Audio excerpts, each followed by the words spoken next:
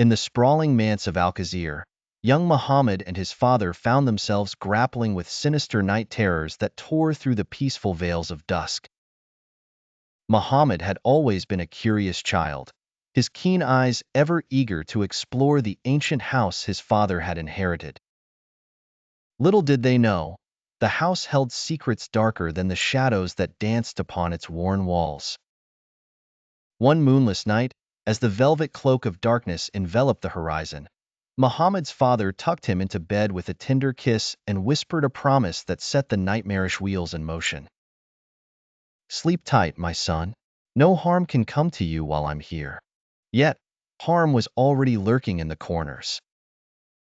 As the clock struck midnight, a chill seeped through Mohammed's room, accompanied by eerie whispers that curdled the air. Startled, he opened his eyes to see spectral figures drifting around him, their translucent forms flickering like desperate candle flames. One ghost, a young girl with tear-streaked cheeks and empty eyes, floated closer, her voice a mournful wail. "Help me, please." Mohammed tried to scream, but his voice was trapped in his throat, strangled by a supernatural force. In a flash, his door creaked open, revealing his father, pale and trembling. "They're here," he stammered, his eyes wild with terror. "The ghosts from the tales your grandfather used to tell. They're real." Without hesitation, Mohammed and his father grabbed the talismans blessed by an old sage and clutched them tightly as they ventured down the dimly lit corridors. Each step echoed like a sinister drumbeat, propelling them toward a hidden room in the house's belly.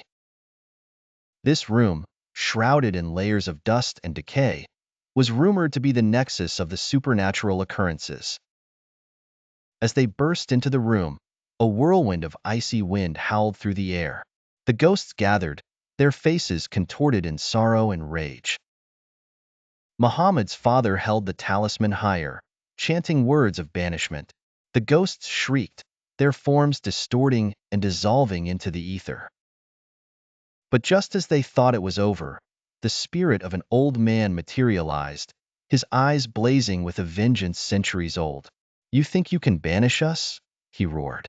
"This house belongs to the dead, and you will never leave."